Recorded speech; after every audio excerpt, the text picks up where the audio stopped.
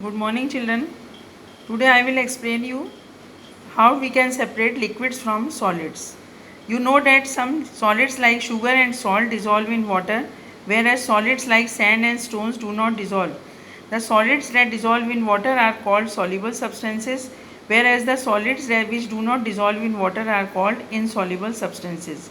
So there are different methods to separate soluble and insoluble substance from a liquid. How can we separate a soluble substance from water?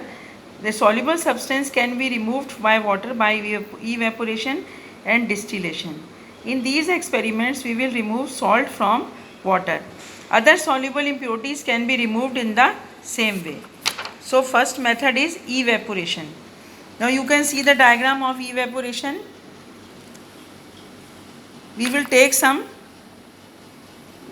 a solution of salt and water. The solvent becomes vapor and escapes into the air. The solute salt is left behind. This is called evaporation.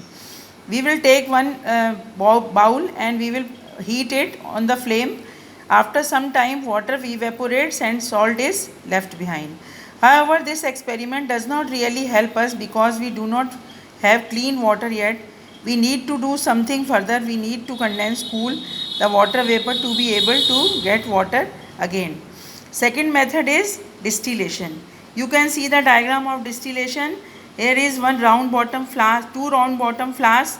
We will fix this round bottom flask in a stand, and second flask we will put on a table, and we will fix this round bottom flask and put a flame under it, and we will fix one tube in both the round bottom flask, and one tap water is also seen in this.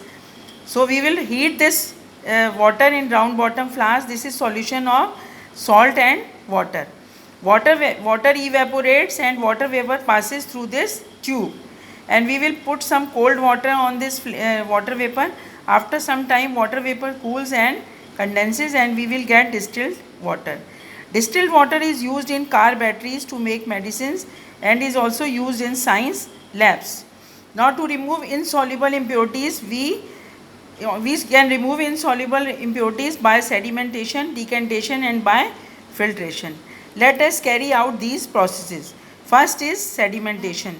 We will mix some sand in water and let it stand for about 15 minutes. Sand is heavier than water and is also insoluble in it. So it settles down a layer of sediments at the bottom.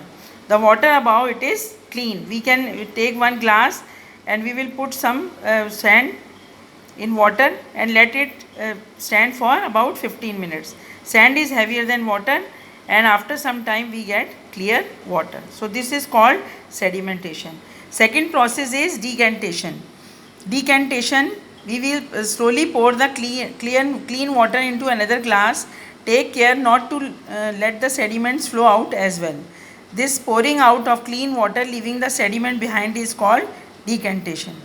Now third process is filtration. We will make a funnel out of filter paper. Now you can see the method how we have to make the funnel, and we will make a funnel out of filter paper as shown here. Pour some sandy water into it.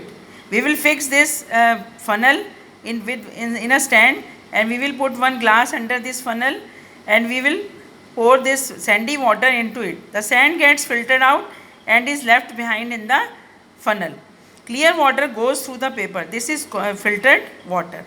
This process is called filtration. Rest of the topic will be explained in next period. Thank you, children.